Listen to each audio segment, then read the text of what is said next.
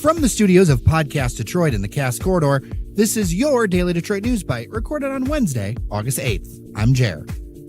We have primary election results, headlines, and today's deep dive later in the show is about PFAS. The chemical, used in firefighting and a bunch of other consumer and industrial applications, has caused a lot of environmental concern. Sven talks with MLIVE and Grand Rapids Press reporter Garret Ellison, who has been at the forefront of covering the crisis. But first, the primary election and your stories. Tuesday saw the highest voter turnout of primary voters since 1978. Voter turnout exceeded 27%. To give you context, in 2016, it was just 18%. I saw multiple reports of ballots running out that had to be restocked, and in some cases new ballots printed, in many cities around the region. So who won and what won? Let's dive in with some of the races I thought the most important. On the Republican side, Attorney General Bill Schuette took the nomination for governor in a landslide over Lieutenant Governor Brian Calley. Schuette is closely aligned with President Donald Trump. However, as of this writing, according to the Detroit News, current Governor Rick Snyder, that's the state's top Republican, is not endorsing Schuette. In connection to the Flint water crisis, Attorney General Schuette has brought charges against 15 Snyder administration officials. Snyder isn't a Trump-esque Republican either, so there's a rift on a couple of fronts there. The Democrats' nominee is Gretchen Whitmer. She's a former state Senate Democratic leader. The Democratic primary contest grew publicly heated in recent weeks, but it wasn't actually close. Whitmer won with 52% of the vote, beating her closest competitor by 22 points. Dr. Abdul El Sayed came in second, and businessman and scientist Sri Tanadar third. El Sayed had garnered national attention and the late endorsement of Bernie Sanders, and Tanadar spent millions of his own money. But Whitmer, with the endorsement of almost every Democratic organization, did very well in suburban areas. The vote totals aren't completely settled as of this recording, but Sri Tanadar may have taken top spot when it comes to voters in the city of Detroit and spent heavily on advertising in the market. Newcomer to politics, veteran and businessman John James coasted to the Republican nomination for U.S. Senate. Both James and Schuette received a congratulatory tweet from President Trump late Tuesday night. John James will face incumbent Senator Debbie Stabenow on the Democratic side. Two results I wanted to highlight came down to the very end. Michigan is sending America's first Muslim woman to the U.S. House. Rashida Tlaib, a well-known name in the city of Detroit, is going to take over John Conyers' seat in the 13th District. She has no Republican challenger in the general election, so she's a virtual lock to head to Washington. Last but definitely not least, a millage to support mass transit. The Suburban Mobility Authority for Regional Transportation coasted to success in Wayne and Oakland counties. But in Macomb, just 23 votes put it over the top, according to unofficial vote totals, with all precincts reporting. A 23-vote difference made it so that Macomb County still has mass transit services. If that millage had failed in Macomb County, smart bus service in the county would have ended by the end of the year. The folks behind the Detroit Shipping Company have another project up their sleeves. Detroit Rising Partners are aiming to renovate a 13,000-square-foot building at Brainerd and 3rd Streets in Detroit. The plan? 10 apartments upstairs and about 6,500 square feet of restaurant or retail space on the street level. It'll also be home to the burger restaurant concept Slide that was going to be located in the Avenue of Fashion until their building plans fell through. Construction on the $2.4 million project begins in the fall and will be complete by spring. And full disclosure on that story, we're recording the show in the Podcast Detroit studios in the shipping company development. They do not have any stake or financial relationship with Daily Detroit. We use Podcast Detroit studios and Podcast Detroit rents from them. General Motors and ExxonMobil have rolled out a new feature for 2017 and newer model Buicks aimed at making buying gas simpler. The in-car app syncs with ExxonMobil's Speed Pass and will work at more than 11,000 gas stations across the country. Buick owners will be able to pay for gas from their dashboard through the GM Marketplace. No swiping a credit card or going into the gas station to pay with cash. Another GM brand, Chevrolet, has a similar partnership with Shell.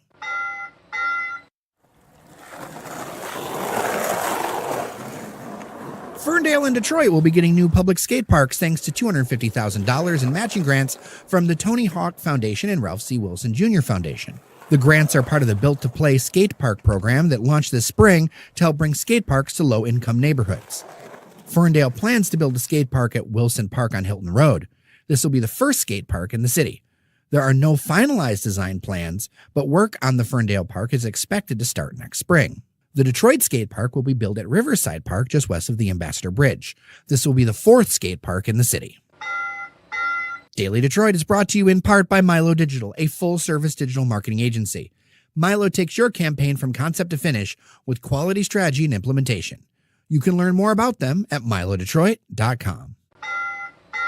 The 10 millionth Ford Mustang rolls off the assembly line in Flat Rock today. The Mustang first started production in Dearborn back in March of 1964. We'll have some reminiscences and memories in a future show. Belle Isle's trees have seen extensive damage due to a quick but intense storm on Monday. Pictures and videos have been shared on social media of trees down across the state park. There's no word from the state yet about the costs to repair the damages. The Detroit News reports that Detroit is having a very tough time getting landlords to comply with new regulations. The ordinances are aimed at increasing the quality of rentals in the city. Just 11% of rental properties in the first zip code were registered and were inspected by the city. This means tenants could, in theory, start sticking their rent in escrow until their landlords comply, and landlords could face $750 tickets. The city was trying to get all of Detroit's rental properties inspected and registered within 2 years. There's little chance of that happening at this pace, not to mention the federal lawsuits by landlords contesting the legality of the program. And there's a walking tour on Saturday, August 18th that aims to show off the potential and beauty of some vacant houses in the Jefferson, Chalmers, and Riverbend neighborhoods. That's on the east side near the border with Grosse Pointe. The tour is called Vacant Not Blighted and is being put together by the Michigan Historic Preservation Network and the Detroit Land Bank Authority. I'm biased. I'm from the east side, but there are some real beauties in that part of town. Info on buying and renovating the homes will be on the tour, and if you're looking for more information, go to eventbrite.com and search Vacant Not Blighted. We'll also have a link in the show notes. Per- and polyfluoroalkyl substances, also known as PFAS or PFOA, are a set of chemicals used in firefighting foams and in hundreds of industrial processes and consumer products. They're useful for a lot of things because they are resistant to heat, water, and oil, but they also may have very toxic effects on humans and animals.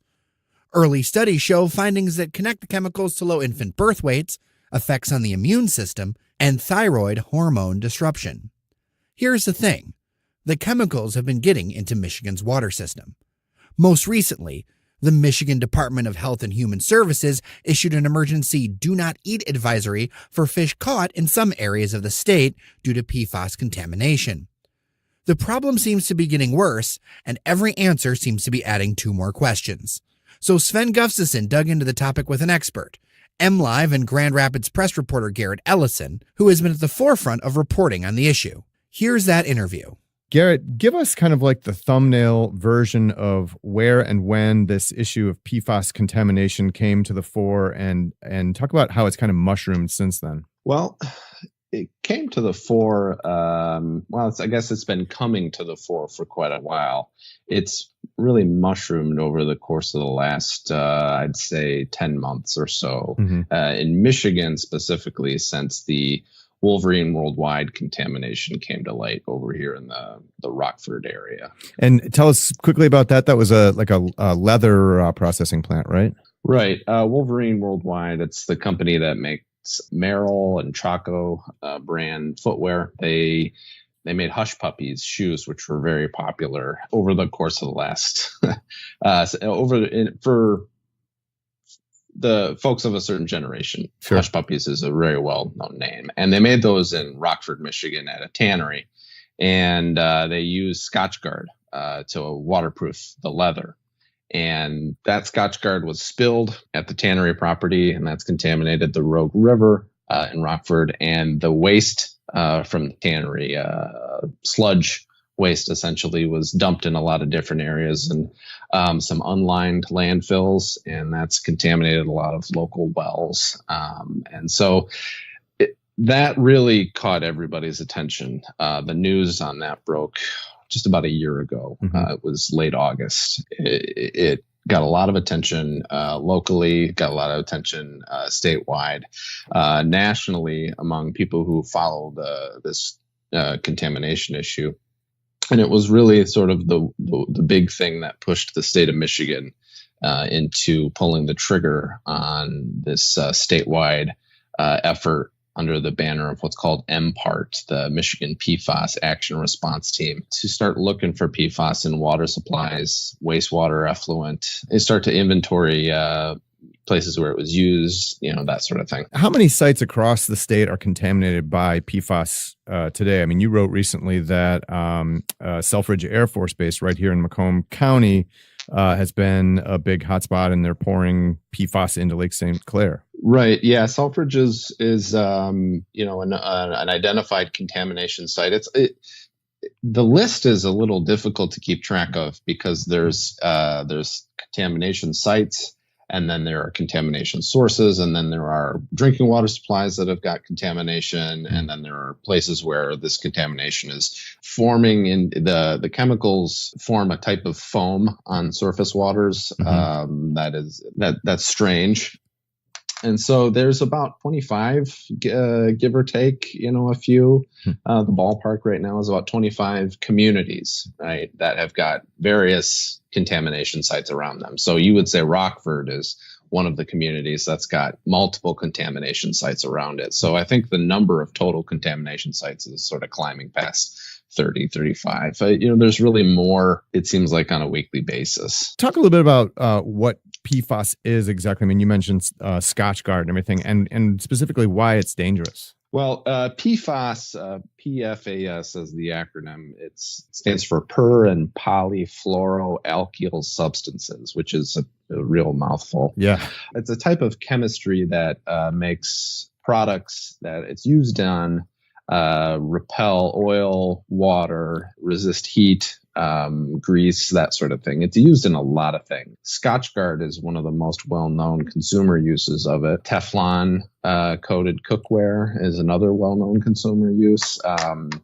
There are many, many, many different kinds of PFAS compounds, right? So the total number of this type of chemistry, this family of chemicals, is in the thousands. We only really test for a couple dozen of them in any given sample. And right now, the state of Michigan only has any kind of regulation for two of them. That's PFOS and PFOA, called PFAS or PFOA. Those are the two that the Environmental Protection Agency has a health advisory level for, and that's not a regulation. It's just kind of a guidance level for people who deal with this stuff. The chemicals were used in Scotchgard, and that was what caused the contamination in the Rockford area.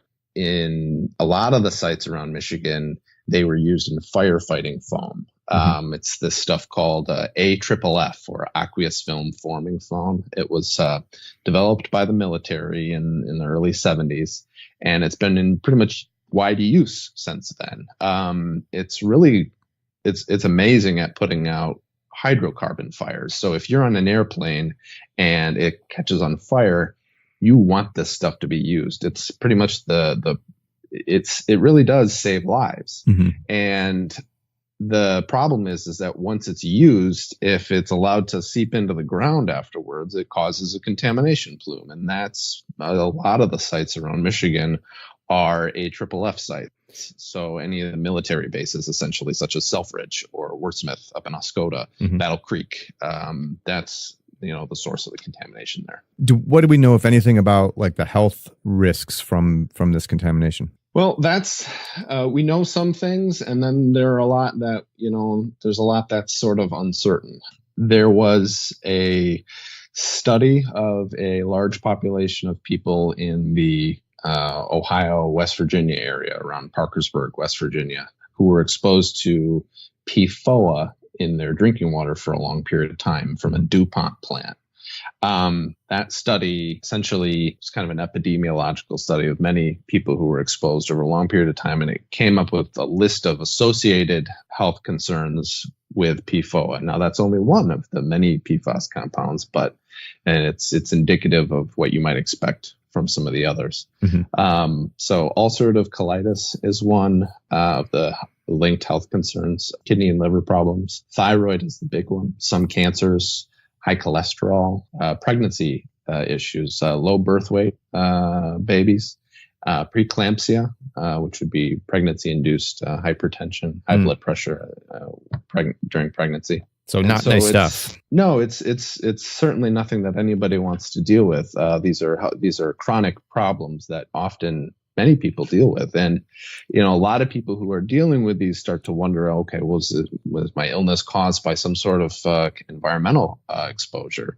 And they're not getting very good answers when they ask that state health experts who say, look, not enough science has been done around this stuff. We're still learning a lot, and they don't give very concrete answers when it comes to people who are trying to determine whether they've been exposed to this, what they should do, if there are symptoms that they should watch out for, that sort of thing. So the health picture is where there's a lot of uncertainty, there's a lot of debate, and that's one of the things that hopefully in the future, as more attention is paid to this type of contamination, more study on that is done, and some firmer guidelines are developed. What is the Michigan DEQ, the Department of Environmental Quality, or the EPA, or state lawmakers doing about PFAS?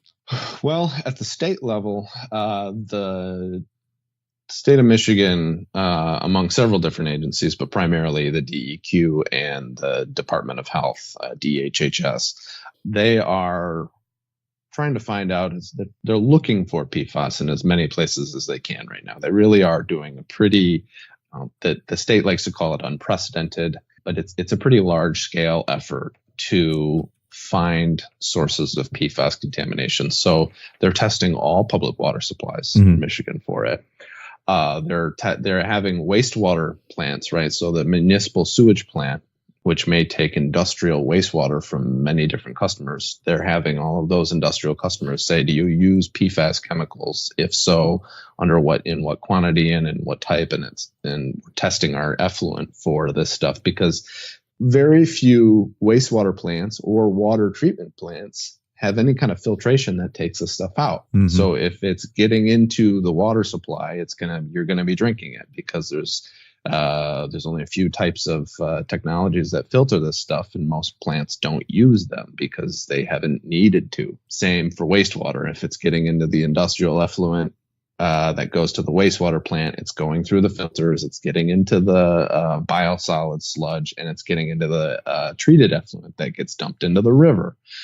Well, that gets into the fish, and there, comes a fish consumption advisories, and eating contaminated fish is a major exposure concern for people. The state's really looking for where is this stuff, and from there, there's going to be, I believe, the next steps would be, okay, how do we filter for it? At the federal level, the Environmental Protection Agency is kind of only now that it's becoming a big issue, looking at developing some enforceable standards in drinking water, such as the type of regulations we have for lead in drinking water, and adding these chemicals to the list of hazardous substances that are regulated under the federal Superfund law, which would in turn require polluters to then clean them up when they are found at a contaminated site. What a mess. Garret Ellison covers statewide environmental issues for MLive.com. Garret, thanks so much for coming on and giving us the rundown. No problem. Thanks for having me. You can follow Garrett's work on Twitter at Garret Ellison. That's with 2 R's, 1 T, and 2 L's. That's it for our show today. Thanks so much for listening to the Daily Detroit News Byte. I'm Jeremiah Stays. Take care of each other, and we'll see you around Detroit. You're listening to the Podcast Detroit Network. Visit www.podcastdetroit.com for more information.